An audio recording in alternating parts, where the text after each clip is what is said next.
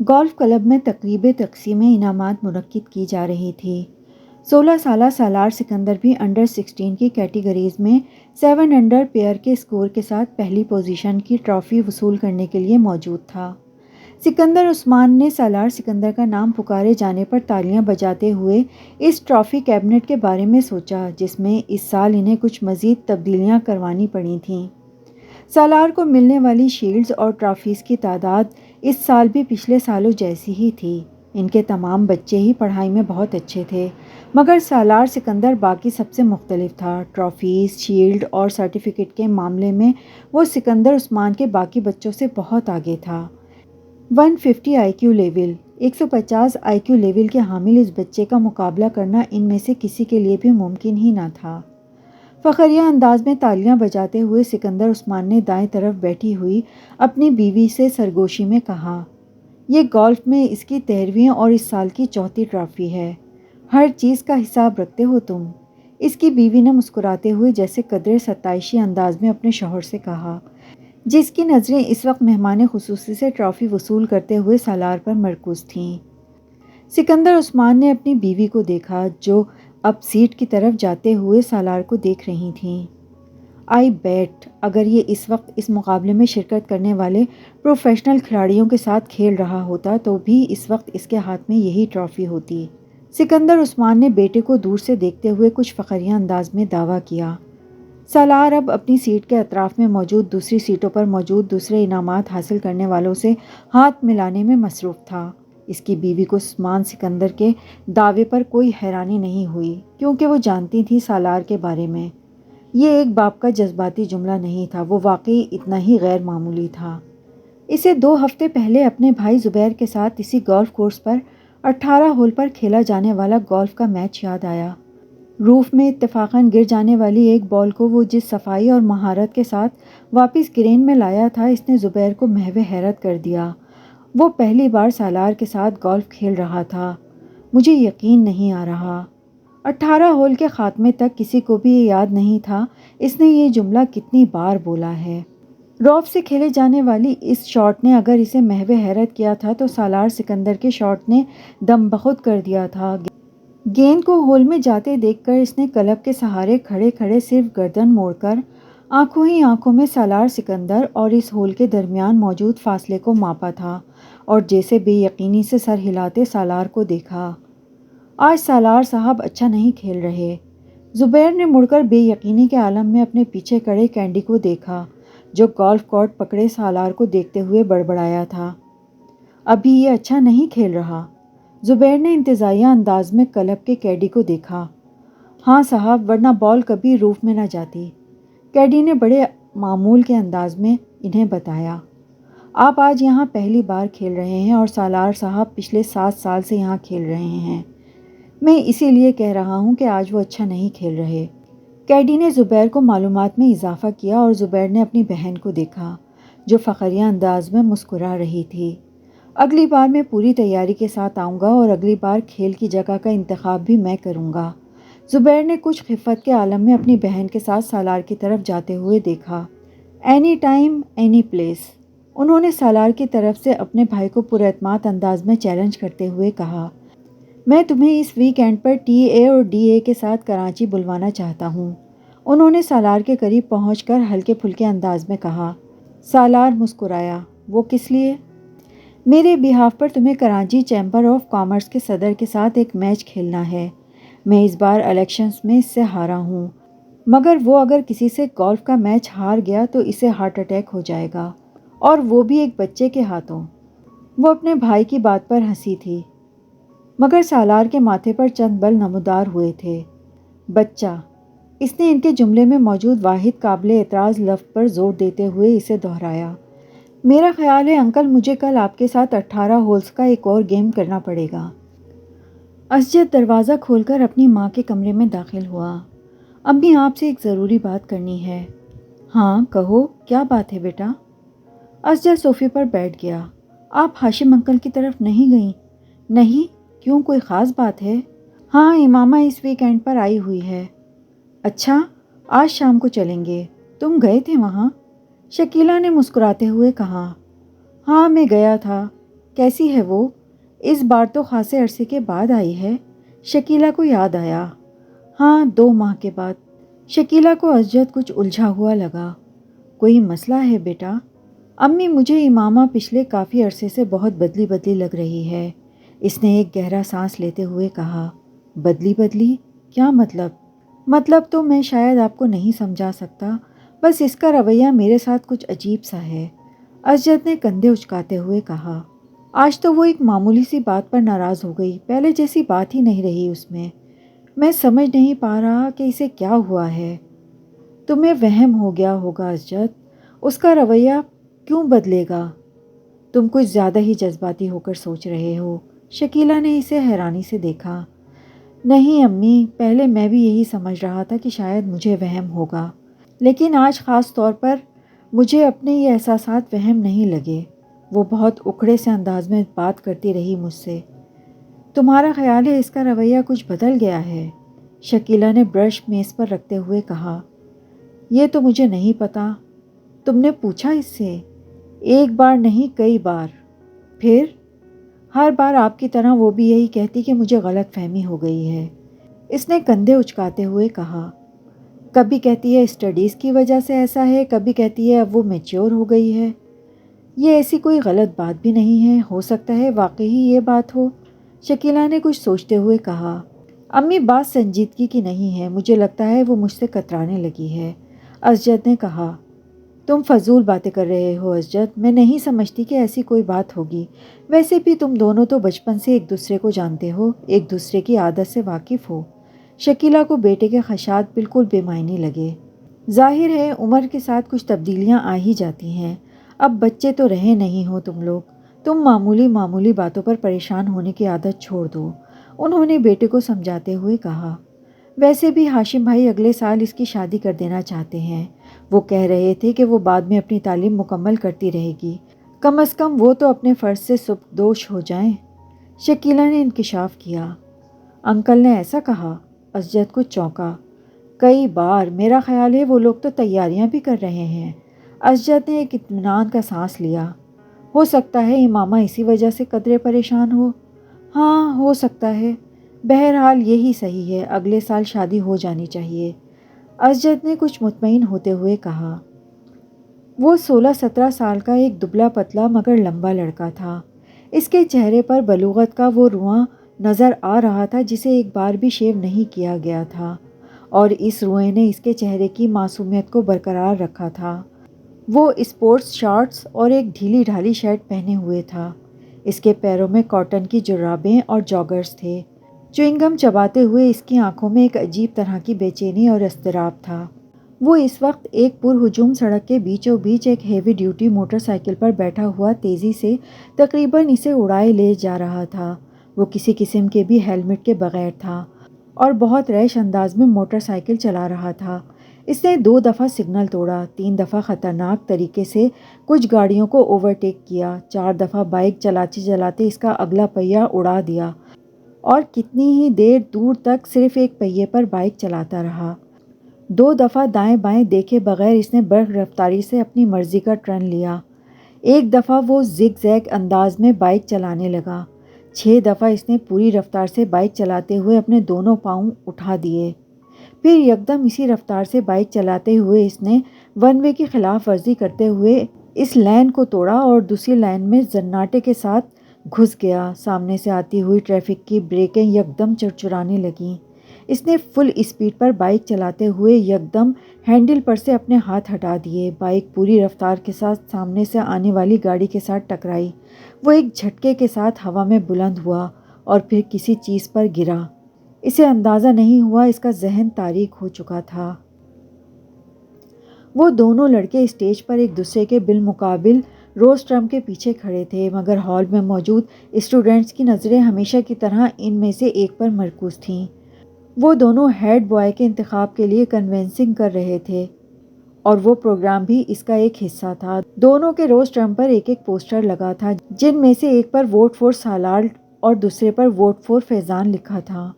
اس وقت فیضان head boy بن جانے کے بعد اپنے ممکنہ اقدامات کا اعلان کر رہا تھا، جبکہ سالار پوری سنجیدگی کے ساتھ اسے دیکھنے میں مصروف تھا۔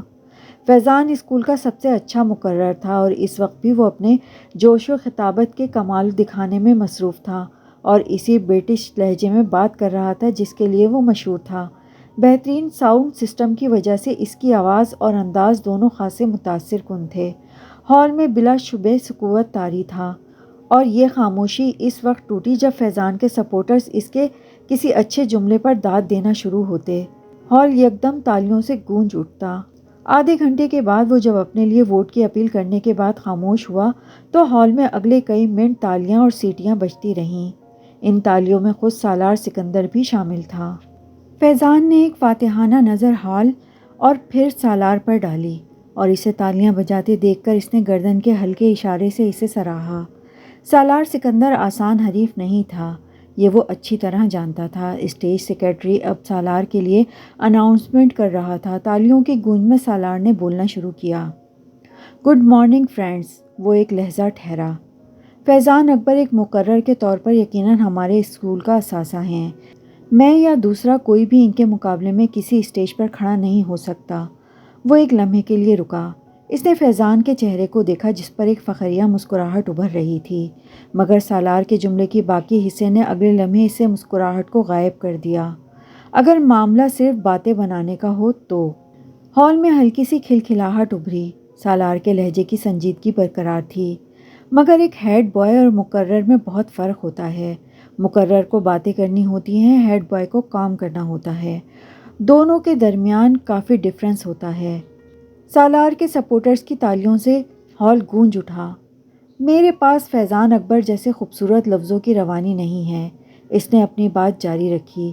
میرے پاس صرف میرا نام ہے اور میرا متاثر کن ریکارڈ، اور مجھے کنونسنگ کے لیے لفظوں کا کوئی دریا نہیں بہانے، مجھے صرف الفاظ کہنے ہیں۔ وہ ایک بار پھر رکا۔ Trust me and vote for me. اس نے شکریہ ادا کرتے ہوئے جس وقت اپنے مائک کو آف کیا، اس وقت ہال تالیوں سے گونج رہا تھا۔ 1 منٹ 40 سیکنڈ میں وہ اسی 90 تلے اور کیلکولیٹڈ انداز میں بولا تھا جو اس کا خاصہ تھا، اور اسی 1.5 منٹ نے فیضان کا تختہ الٹ دیا تھا۔ اس ابتدائی تعارف کے بعد دونوں امیدواروں سے سوال و جواب کا سلسلہ شروع ہوا۔ سالار سکندر ان جوابات میں بھی اتنے ہی انتصار سے کام لے رہا تھا جتنا اس نے اپنی تقریر میں لیا تھا۔ اس کا سب سے طویل جواب 4 جملوں پر مشتمل تھا، جبکہ فیضان کا سب سے مختصر جواب بھی 4 جملوں پر مشتمل نہیں تھا۔ فیضان کی وضاحت و بلاغت جو پہلے ہی اس کی خوبی سمجھی جاتی تھی، اس وقت اس اسٹیج پر سالار کے مختصر جوابات کے سامنے چرب زبانی نظر آ رہی تھی، اور اس کا احساس خود فیضان کو بھی ہو رہا تھا۔ جس سوال کا جواب سالار ایک لفظ یا ایک جملے میں دیتا، اس کے لیے فیضان کو عادتاً تمہید باندھنی پڑتی۔ کافی سوال کر لینے کے بعد اسٹیج سیکرٹری نے حاضرین میں سے ایک آخری سوال لیا۔ وہ ایک سری لنکن لڑکا تھا جو کچھ شرارتی انداز میں مسکراتے ہوئے کھڑا ہوا۔ اگر آپ میرے ایک سوال کا جواب دے دیں تو میں اور میرا پورا گروپ آپ کو ووٹ دے گا۔ سالار اس کی بات پر مسکرایا۔ جواب دینے سے پہلے میں جاننا چاہوں گا کہ آپ کے گروپ کے لوگ کتنے ہیں؟ اس نے پوچھا۔ 6، اس لڑکے نے جواب دیا۔ سالار نے سر ہلایا۔ اوکے، سوال کریں۔ آپ کو کچھ حساب کتاب کرتے ہوئے مجھے بتانا ہے کہ اگر ہم 267895 میں 952852 کو جمع کریں، پھر اس میں سے 399999 کو تفریق کریں، پھر اس میں سے 929292 کو جمع کریں، اور اسے وہ سری لنکن لڑکا ٹھہر ٹھہر کر ایک کاغذ پر لکھا ہوا ایک سوال پوچھ رہا تھا، 6 کے ساتھ ضرب دیں، پھر اسے 2 کے ساتھ تقسیم کریں اور جواب میں 492359 کو جمع کر دیں تو کیا جواب آئے؟ وہ لڑکا اپنی بات مکمل نہ کر سکا۔ 814247 بڑی برق رفتاری کے ساتھ سالار نے جواب دیا۔ اس لڑکے نے کاغذ پر ایک نظر دوڑائی اور پھر کچھ بے یقینی سے سر ہلاتے ہوئے تالیاں بجانے لگا۔ فیضان اکبر کو اس وقت اپنا آپ ایک ایکٹر سے زیادہ نہیں لگا۔ پورا ہال اس لڑکے کے ساتھ تالیاں بجانے میں مصروف تھا۔ فیضان اکبر کو وہ پورا پروگرام ایک مذاق محسوس ہونے لگا۔ 1 گھنٹے کے بعد جب وہ سالار سکندر سے پہلے اس اسٹیج سے اتر رہا تھا تو وہ جانتا تھا کہ وہ مقابلے میں پہلے ہی مقابلہ ہار چکا تھا۔ 150 کے آئی کیو لیول والے اس لڑکے سے اسے زندگی میں اس سے پہلے کبھی اتنا حسد محسوس نہیں ہوا۔ امامہ آپا آپ لاہور کب جائیں گی؟ وہ اپنے نوٹس کو دیکھتے ہوئے چونکی۔ سر اٹھا کر اس نے سعد کو دیکھا۔ وہ سائیکل کی رفتار کو اب بالکل آہستہ کیے اس کے گرد چکر لگا رہا تھا۔ کل؟ کیوں؟ تم کیوں پوچھ رہے ہو؟ امامہ نے اپنی فائل بند کرتے ہوئے کہا۔ جب آپ چلی جاتی ہیں تو میں آپ کو بہت مس کرتا ہوں، وہ بولا۔ کیوں؟ امامہ نے مسکراتے ہوئے پوچھا۔ کیونکہ آپ مجھے بہت اچھی لگتی ہیں اور آپ میرے لیے بہت سے کھلونے لاتی ہیں اور آپ مجھے سیر کروانے لے جاتی ہیں اور آپ میرے ساتھ کھیلتی بھی ہیں، اس لیے۔ اس نے تفصیلی جواب دیا۔ آپ مجھے اپنے ساتھ لاہور نہیں لے جا سکتی؟ امامہ اندازہ نہیں کر سکی یہ تجویز تھی یا سوال۔ میں کیسے لے جا سکتی ہوں؟ میں خود ہاسٹل میں رہتی ہوں، تم کیسے رہو گے وہاں؟ امامہ نے کہا۔ سعد سائیکل چلاتے ہوئے کچھ سوچنے لگا، پھر اس نے کہا، تو پھر آپ جلدی یہاں آیا کریں۔ اچھا، جلدی آیا کروں گی، امامہ نے مسکراتے ہوئے کہا۔ تم ایسا کیا کرو کہ مجھ سے فون پر بات کر لیا کرو، میں فون کروں گی تمہیں، اوکے؟ ہاں یہ ٹھیک ہے۔ سعد کو اس کی تجویز پسند آئی۔ سائیکل کی رفتار میں اضافہ کرتے ہوئے وہ ان کے لمبے لمبے چکر کاٹنے لگا۔ امامہ بے دہانی کے عالم میں اسے دیکھنے لگی۔ وہ اس کا بھائی نہیں تھا۔ 10 سالہ سعد 5 سال پہلے ان کے گھر آیا تھا۔ کہاں سے آیا تھا اس کے بارے میں وہ نہیں جانتی تھی، کیونکہ اسے اس کے بارے میں اس وقت کوئی تجسس نہیں ہوا تھا، مگر کیوں لایا گیا تھا یہ وہ اچھی طرح جانتی تھی۔ سعد اب 10 سال کا تھا اور وہ گھر میں بالکل گھل مل گیا تھا۔ امامہ سے وہ سب سے زیادہ مانوس تھا۔ امامہ کو اس پر اکثر ترس آتا۔ ترس کی وجہ اس کا لاوارث ہونا نہیں تھا، ترس کی وجہ اس کا مستقبل تھا۔ اس کے 2 چچاؤں اور ایک تایا کے گھر بھی اس وقت اسی طرح کے گود لیے ہوئے بچے پل رہے تھے۔ وہ ان کے مستقبل پر بھی ترس کھانے پر مجبور تھی۔ فائل ہاتھ میں پکڑے سائیکل پر لان میں گھومتے سعد پر نظریں جمائے وہ کسی گہری سوچ میں ڈوبی ہوئی تھی۔ اسے دیکھتے ہوئے وہ اسی طرح کی بہت سی سوچوں میں الجھ جاتی تھی، مگر اس کے پاس کوئی حل نہیں تھا، وہ اس کے لیے کچھ نہیں کر سکتی تھی۔ وہ چاروں اس وقت لاہور کے ریڈ لائٹ ایریا میں موجود تھے۔ ان کی عمریں 18-19 سال کے لگ بھگ تھیں اور اپنے حلیے سے وہ چاروں اپر کلاس کے لگتے تھے، مگر وہاں پر ان کی عمر کو کوئی نمایاں کر دینے والی چیز نہیں تھی، نہ ہی ان اپر کلاس سے تعلق رکھنے والی امتیازی خصوصیت، کیونکہ وہاں پر ان میں سے بھی کم عمر کے آتے تھے اور اپر کلاس اس علاقے کا مستقل کسٹمرز میں شامل تھیں۔ چاروں لڑکے ریڈ لائٹ ایریا کی ٹوٹی ہوئی گلیوں سے گزرتے جا رہے تھے۔ 3 لڑکے آپس میں باتیں کر رہے تھے، جبکہ صرف چوتھا قدر تجسس اور دلچسپی سے چاروں طرف دیکھ رہا تھا۔ یوں لگ رہا تھا جیسے وہ پہلی بار وہاں آیا تھا، اور ان تینوں کے ساتھ تھوڑی دیر بعد ہونے والی اس کی گفتگو سے یہ ظاہر ہو گیا تھا کہ وہ واقعی وہاں پہلی بار آیا تھا۔ گلی کے دونوں اطراف میں کھلے دروازوں میں بناؤ سنگھار کیے نیم عریاں کپڑوں میں ملبوس ہر عمر اور ہر شکل کی عورت کھڑی تھی۔ سفید، سانولی، سیاہ، گندمی، بہت خوبصورت، درمیانی اور معمولی شکل و صورت والی۔ گلی میں ہر شکل اور عمر کا مرد گزر رہا تھا۔ وہ لڑکا وہاں سے گزرتے ہوئے ہر چیز پر غور کر رہا تھا۔ تم یہاں کتنی بار آئے ہو؟ چلتے چلتے اس لڑکے نے اچانک اپنے دائیں طرف چلنے والے لڑکے کو مخاطب کر کے کہا۔ وہ لڑکا جواباً ہنسا۔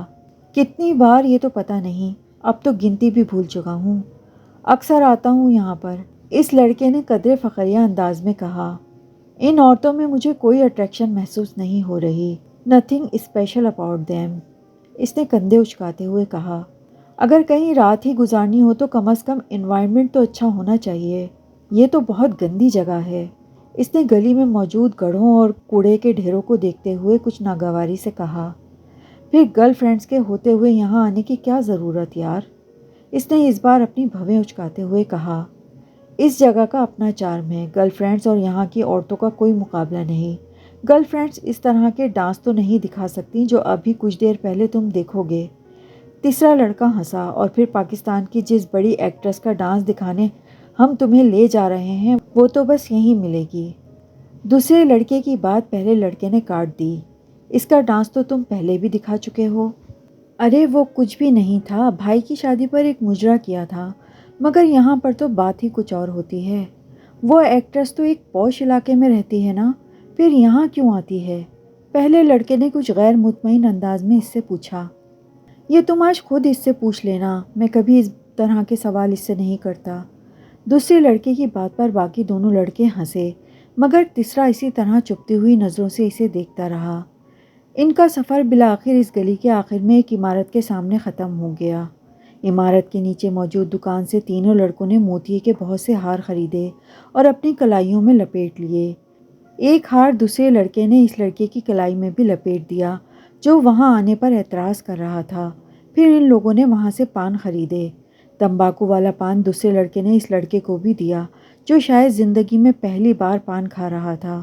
پان کھاتے ہوئے وہ چاروں اس عمارت کی سیڑھیاں چڑھنے لگے۔ اوپر پہنچ کر پہلے لڑکے نے ایک بار پھر تنقیدی نظروں سے چاروں طرف دیکھا اور پھر اس کے چہرے پر اطمینان کی ایک جھلک نمودار ہوئی۔ وہ جگہ بہت صاف ستھری اور خاصی حد تک آراستہ تھی۔ گاؤ تکیے اور چاندنیاں بچھی ہوئی تھیں اور باریک پردے لہرا رہے تھے۔ کچھ لوگ پہلے ہی وہاں موجود تھے۔ رقص ابھی شروع نہیں ہوا تھا۔ ایک عورت لپکتی ان کی طرف آئی۔ اس کے چہرے پر ایک خوبصورت مصنوعی مسکراہٹ سجی ہوئی تھی۔ اس نے دوسرے لڑکے کو مخاطب کیا۔ پہلے لڑکے نے غور سے اس عورت کو دیکھا۔ ادھیڑ عمر کی وہ عورت اپنے چہرے پر بے تحاشا میک اپ تھوپے اور بالوں میں موتیے اور گلاب کے گجرے لٹکائے شیفون کی ایک چنگھاڑتی ہوئی سرخ ساڑی میں ملبوس تھی جس کا بلاؤز اس کے جسم کو چھپانے میں ناکام ہو رہا تھا، مگر وہ جسم کو چھپانے کے لیے پہنا گیا ہی نہیں تھا۔ ان چاروں کو وہ ایک کونے میں لے گئی اور وہاں اس نے انہیں بٹھا دیا۔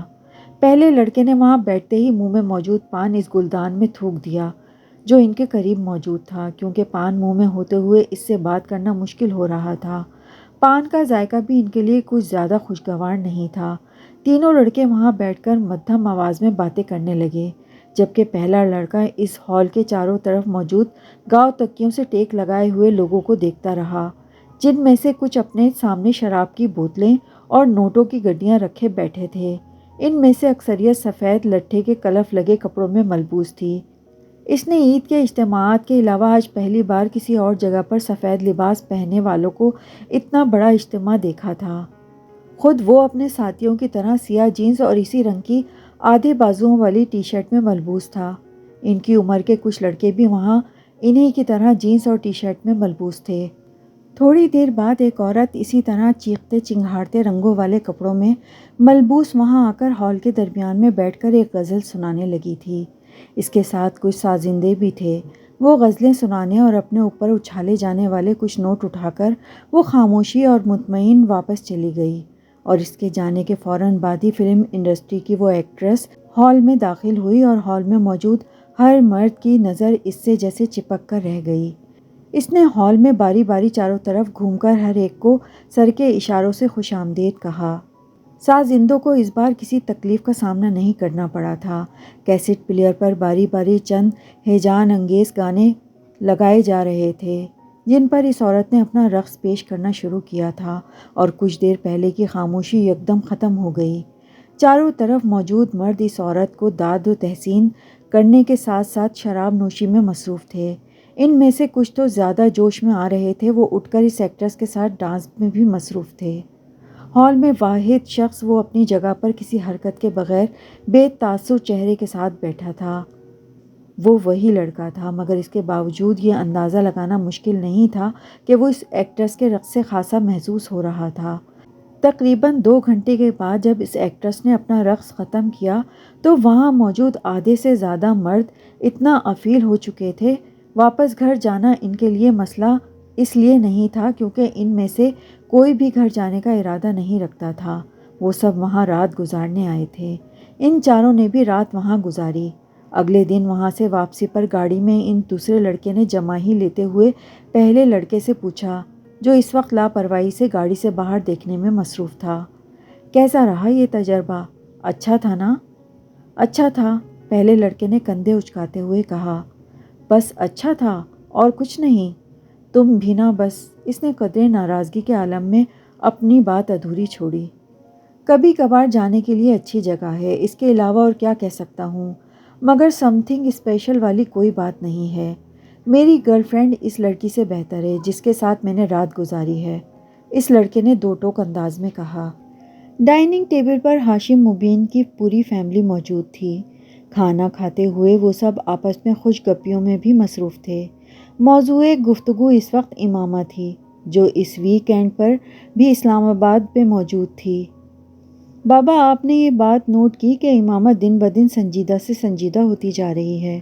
وسیم نے قدرے چھیڑنے والے انداز میں امامہ کی طرف دیکھتے ہوئے کہا۔ ہاں، یہ تو میں بھی پچھلے کئی ماہ سے نوٹ کر رہا ہوں۔ ہاشم مبین نے وسیم کی بات پر بیٹی کے چہرے کو غور سے دیکھتے ہوئے کہا۔ امامہ نے چاولوں کا چمچہ منہ میں رکھتے ہوئے وسیم کو گھورا۔ کیوں امامہ، کوئی مسئلہ ہے؟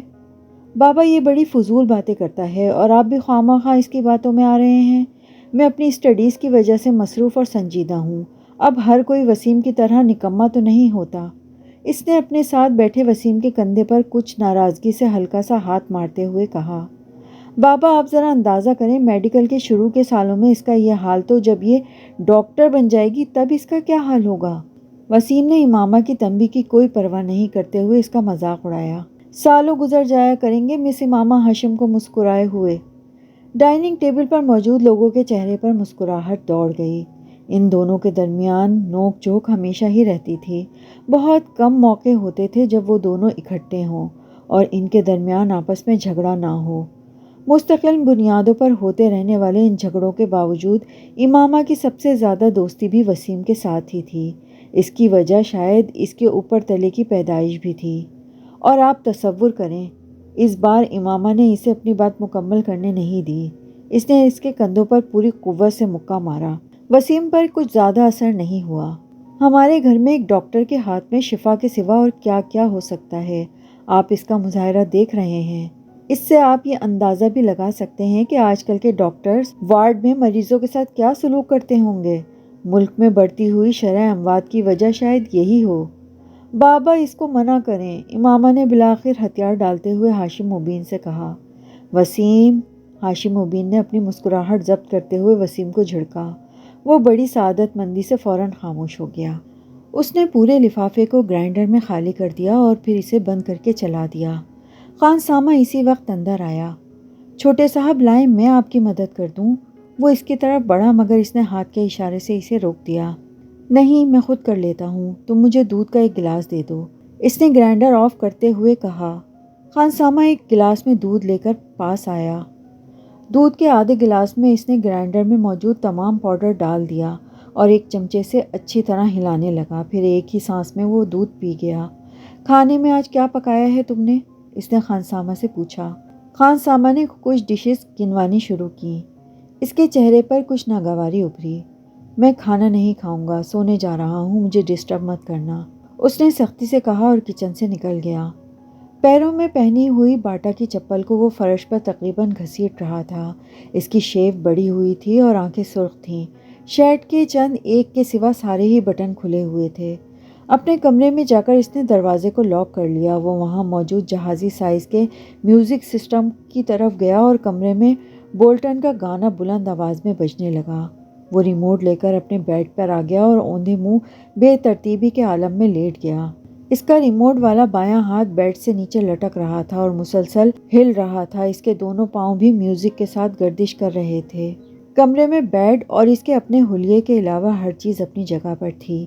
کہیں پر کچھ بھی بے ترتیبی نہیں تھی، کہیں پر گرد کا ایک ذرہ بھی نظر نہیں آتا تھا۔ میوزک سسٹم کے پاس موجود دیواری شیلف میں تمام آڈیو اور ویڈیو کیسٹس بڑے اچھے انداز میں لگی ہوئی تھیں۔ ایک دوسری دیوار میں موجود ریکس پر کتابوں کی ایک بڑی تعداد موجود تھی۔ کونے میں پڑی ہوئی کمپیوٹر ٹیبل سے عیاں تھا کہ اسے استعمال کرنے والا بہت آرگنائزڈ ہے۔ کمرے کی مختلف دیواروں پر ہالی ووڈ کی ایکٹریسز کی تصویریں اور وہاں کے بینڈ کے پوسٹر لگے ہوئے تھے۔ باتھ روم کے دروازے اور کمرے کی کھڑکیوں کے شیشوں پر پلے بوائے میگزین سے کاٹی گئی کچھ ماڈلز کی نیوڈ تصویروں سے سجایا گیا تھا۔ کمرے میں پہلی بار داخل ہونے والا دروازہ کھولتے ہی بہت بری طرح چونکا، کیونکہ بالکل سامنے کھڑکیوں کے شیشوں اور موجودہ تصویریں چند لمحوں کے لیے دیکھنے والے کو تصویریں نہیں بلکہ اصلی لڑکیاں نظر آتی تھیں۔ ان تصویروں کو وہاں لگاتے ہوئے ترتیب کا خاصا خیال رکھا گیا تھا۔ میوزک سسٹم جس دیوار کے ساتھ موجود تھا، اسی دیوار کے ایک کونے میں دیوار پر ایک الیکٹرک گٹار لگایا گیا تھا اور اسی کونے میں ایک کی بورڈ بھی اسٹینڈ پر رکھا ہوا تھا۔ دیوار پر گٹار سے کچھ فاصلے پر اور بھی میوزک انسٹرومنٹس لٹکائے گئے تھے۔ کمرے کے مکین کو یقیناً میوزک سے گہری دلچسپی تھی۔ بیڈ کے بالکل سامنے والی دیوار میں موجود کیبنٹ میں ٹی وی موجود تھا اور اسی کیبنٹ کے مختلف خانوں میں مختلف ٹرافیز اور شیلڈز پڑی ہوئی تھیں۔ کمرے کا چوتھا کونا بھی خالی نہیں تھا۔ وہاں دیوار پر مختلف ریکٹس لٹکے ہوئے تھے، ان میں سے ایک ٹینس کا تھا اور دوسرا اسکواش کا۔ ان ریکٹس کو دیوار پر لٹکانے سے پہلے نیچے پوسٹرز لگائے گئے تھے اور پھر ریکٹس اس طرح لٹکائے گئے تھے یوں لگتا تھا وہ ریکٹس ان کھلاڑیوں نے پکڑے ہوئے ہیں۔ کمرے میں واحد جگہ جہاں بے ترتیبی تھی وہ ڈبل بیڈ تھا جس پر وہ لیٹا ہوا تھا۔ سلک کی بیڈ شیٹ بری طرح سلوٹ زدہ تھی اور اس پر ادھر ادھر چند پورنوگرافی کے غیر ملکی میگزین پڑے تھے جن میں پلے بوائے نمایاں تھا۔ بیڈ پر ایک پیپر کٹر اور کاغذ کی کچھ چھوٹی چھوٹی کترنیں بھی پڑی ہوئی تھیں۔ یقیناً کچھ دیر پہلے وہ ان میگزین سے تصویریں کاٹ رہا تھا۔ چوئنگمز کے کچھ ریپر بھی مڑے توڑے پڑے ہوئے تھے۔ سگریٹ کا ایک پیکٹ اور لائٹر بھی ایش ٹرے کے ساتھ بیڈ پر پڑا تھا، جبکہ سلک کی سفید چمکدار بیڈ شیٹ پر کئی جگہ ایسے نشان تھے جیسے وہاں پر سگریٹ کی راکھ بھی تھی۔ کافی کا ایک خالی مگ بھی بیڈ پر پڑا ہوا تھا اور اس کے پاس ایک ٹائی اور ریسٹ واچ بھی تھی۔ ان سب چیزوں سے کچھ فاصلے پر سرہانے ایک موبائل پڑا تھا جس پر یکدم کوئی کال آنے لگی تھی۔ بیڈ پر اوندھے منہ لیٹا ہوا وہ نوجوان اب شاید نیند کے عالم میں تھا، کیونکہ موبائل کی بیپ پر اس نے سر اٹھائے بغیر اپنا دایاں ہاتھ بیڈ پر ادھر ادھر پھیرتے ہوئے جیسے موبائل تلاش کرنے کی کوشش کی، مگر موبائل اس کے ہاتھ کی رسائی سے بہت دور تھا۔ اس پر مسلسل کال آ رہی تھی۔ کچھ دیر اسی طرح ادھر ادھر ہاتھ پھیرنے کے بعد اس کا ہاتھ ساخت ہو گیا۔ شاید اب وہ واقعی سو چکا تھا کیونکہ اس کے تھرکتے پیر رک چکے تھے۔ موبائل پر اب بھی کال آ رہی تھی۔ بیڈ سے باہر نکلے ہوئے اس کے بائیں ہاتھ میں پکڑا ہوا ریموٹ یکدم اس کی گرفت سے نکل کر نیچے کارپیٹ پر جا گرا۔ مائیکل بولٹن کی آواز ابھی بھی کمرے میں گونج رہی تھی۔ پھر یکدم کمرے کے دروازے پر کسی نے دستک دی اور پھر دستک کی یہ آواز بڑھتی ہی گئی۔ موبائل کی کال ختم ہو چکی تھی۔ دروازے پر دستک دینے والے ہاتھ بڑھتے گئے۔ وہ بیڈ پر اوندھے منہ بے حس و حرکت پڑا تھا۔ ڈونٹ ٹیل می امامہ، کیا تم واقعی انگیجڈ ہو؟ زینب کو جویریہ کے انکشاف پر جیسے کرنٹ لگا۔ امامہ نے ملامتی نظروں سے جویریہ کو دیکھا جو پہلے ہی معذرت خواہ انداز میں اسے دیکھ رہی تھی۔ اسے نہیں، مجھے دیکھ کر بتاؤ، کیا تم واقعی انگیجڈ ہو؟ زینب نے اس بار اسے کچھ جھڑکتے ہوئے کہا۔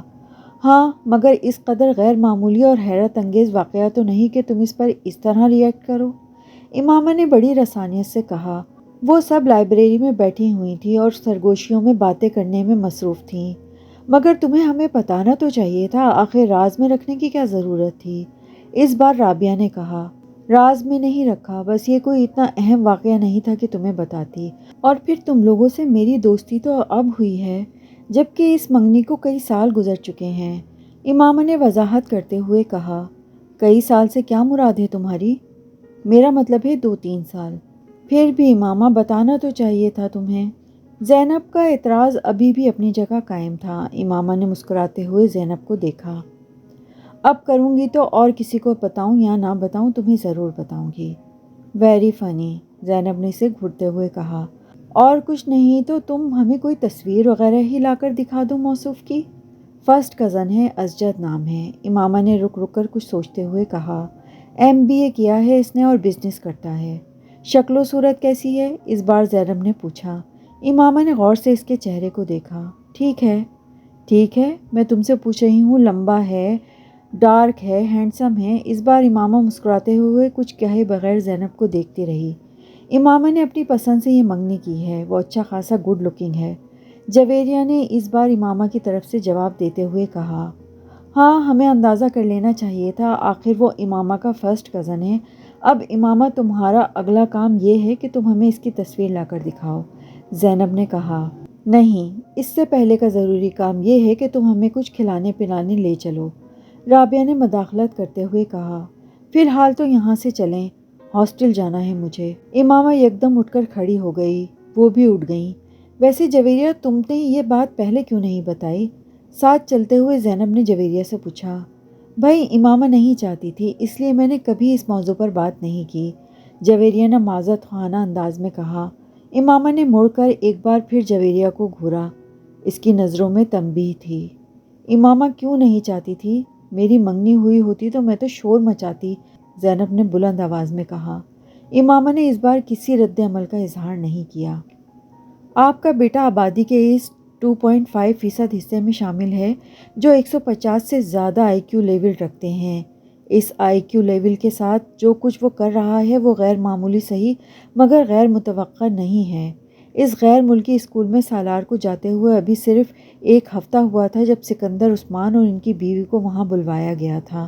اسکول کے سائیکالوجسٹ نے انہیں سالار سکندر کے مختلف آئی کیو ٹیسٹ کے بارے میں بتایا تھا، جس میں اس کی پرفارمنس نے اس کے ٹیچرز اور سائیکالوجسٹ کو حیران کر دیا تھا۔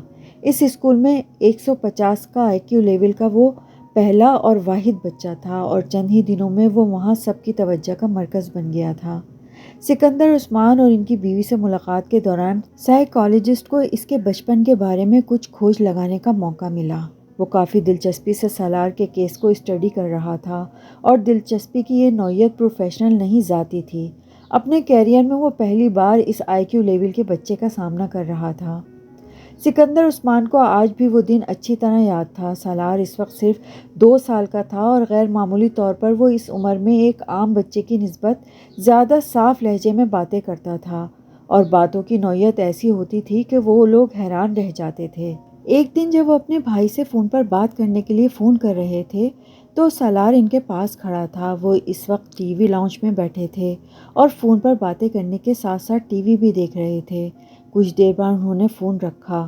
ریسیور رکھنے کے بعد انہوں نے سالار کو فون کا ریسیور اٹھاتے ہوئے دیکھا۔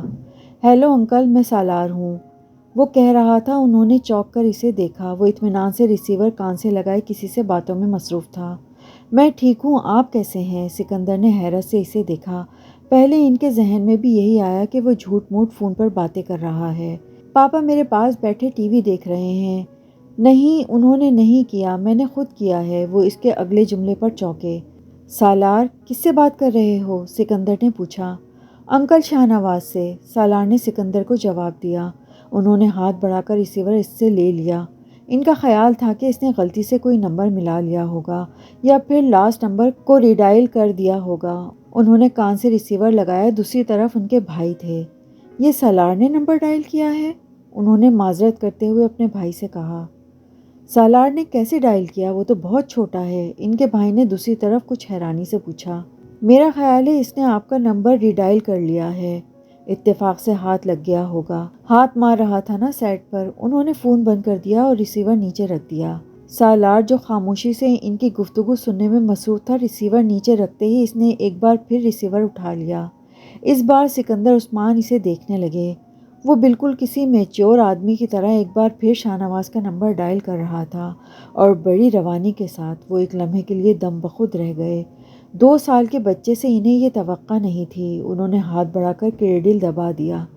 سالار، تمہیں شاہ نواز کا نمبر معلوم ہے؟ انہوں نے حیرانی کے اس جھٹکے سے سنبھلتے ہوئے کہا۔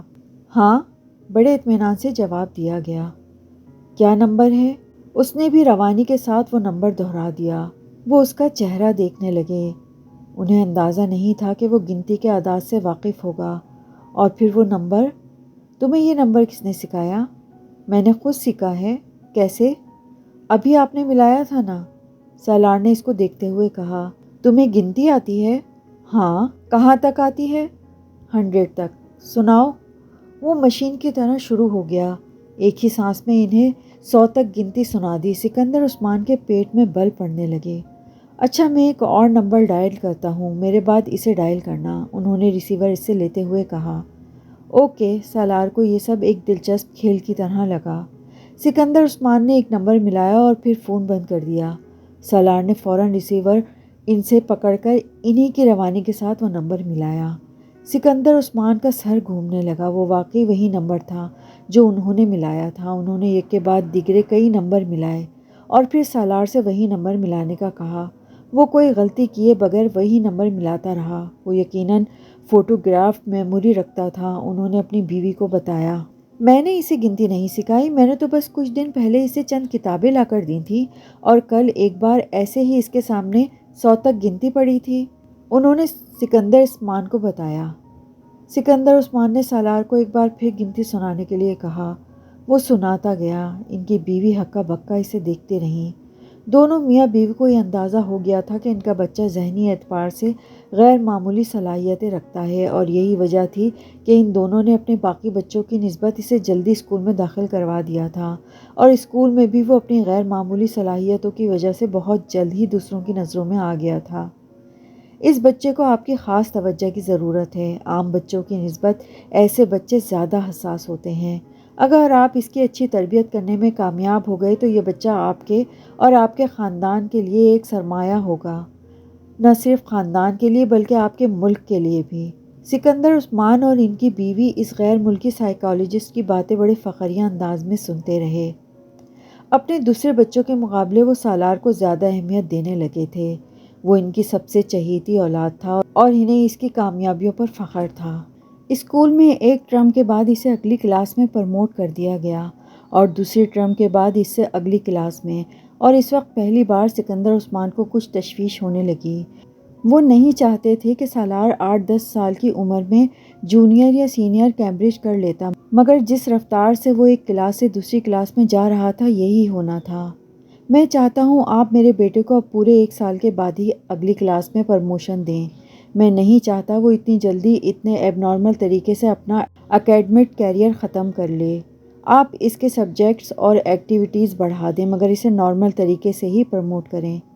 ان کے اصرار پر سالار کو دوبارہ 1 سال کے اندر ڈبل یا ٹرپل پروموشن نہیں دیا گیا۔ اس کے ٹیلنٹ کو اسپورٹس اور دوسری چیزوں کے ذریعے چینلائز کیا جانے لگا۔ شطرنج، ٹینس، گولف، میوزک، 2-4 شعبے تھے جن میں اسے سب سے زیادہ دلچسپی تھی، مگر اس کا یہ مطلب نہیں تھا کہ وہ خود کو صرف ان 4 چیزوں تک ہی محدود رکھتا تھا۔ وہ اسکول میں ہونے والے تقریباً ہر گیم میں شریک ہوتا تھا، اور اگر کسی میں شریک نہیں ہوتا تھا تو اس کی وجہ صرف یہ ہوتی کہ وہ گیم یا اسپورٹس اسے زیادہ چیلنجنگ نہیں لگتا تھا۔ جویریہ، پروفیسر امتنان کے لیکچر کے نوٹس مجھے دینا۔ امامہ نے جویریہ کو مخاطب کیا جو ایک کتاب کھولے بیٹھی ہوئی تھی۔ جویریہ نے ہاتھ بڑھا کر اپنی ایک نوٹ بک اسے تھما دی۔ امامہ نوٹ بک کھول کر صفحے پلٹنے لگی۔ جویریہ ایک بار پھر کتاب کے مطالعے میں مصروف ہو گئی۔ کچھ دیر بعد اچانک اسے جیسے ایک خیال آیا تھا۔ اس نے مڑ کر اپنے بستر پر بیٹھی ہوئی امامہ کو دیکھا۔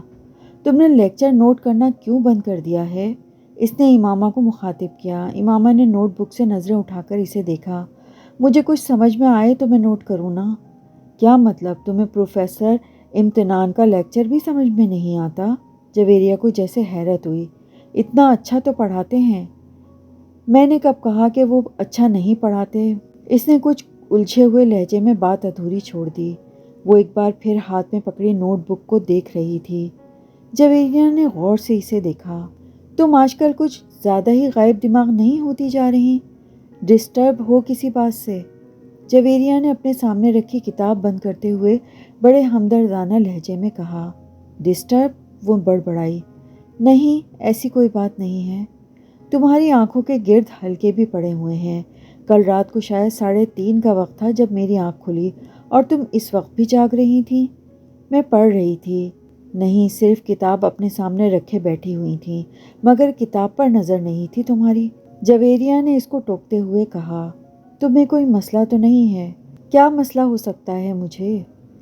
پھر تم اتنی چپ چپ کیوں رہنے لگی ہو؟ جویریہ اس کی ٹال مٹول سے متاثر ہوئے بغیر بولی۔ نہیں، میں کیوں چپ رہوں گی؟ امامہ نے مسکرانے کی کوشش کی۔ میں تو پہلے ہی کی طرح بولتی ہوں۔ صرف میں ہی نہیں، باقی سب بھی تمہاری پریشانی کو محسوس کر رہے ہیں۔ جویریہ سنجیدگی سے بولی۔ کوئی بات نہیں ہے، صرف اسٹڈیز کی ٹینشن ہے مجھے۔ میں یقین نہیں کر سکتی، ہم بھی تمہارے ساتھ ہیں، تمہیں ہم سے زیادہ ٹینشن تو نہیں ہو سکتی؟ جویریہ نے سر ہلاتے ہوئے کہا۔ امامہ نے ایک گہرا سانس لیا۔ وہ اب زچ ہو گئی تھی۔ تمہارے گھر میں تو سب خیریت ہے نا؟ ہاں، بالکل خیریت ہے۔ اسجد کے ساتھ کوئی جھگڑا ہوا ہے؟ اسجد کے ساتھ جھگڑا کیوں ہوگا؟ امامہ نے اسی انداز میں پوچھا۔ پھر بھی اختلاف تو ہو سکتا ہے۔ جویریہ کی بات اس نے درمیان میں ہی کاٹ دی۔ جب کہہ رہی ہوں کہ کوئی مسئلہ نہیں ہے تو تمہیں یقین کیوں نہیں آ رہا؟ اتنے سالوں سے کون سی بات ہے جو میں نے تم سے شیئر نہیں کی یا جو تمہیں پتہ نہیں ہے؟ پھر بھی تم اس طرح مجھے مجرم سمجھ کر تفتیش کیوں کر رہی ہو؟ وہ اب خفا ہو رہی تھی۔ جویریہ گڑبڑا گئی۔ یقین کیوں نہیں کروں گی؟ میں صرف اس لیے اصرار کر رہی تھی کہ شاید تم مجھے اس لیے اپنا مسئلہ نہیں بتا رہی کہ میں پریشان نہ ہوں، اور تو کوئی بات نہیں۔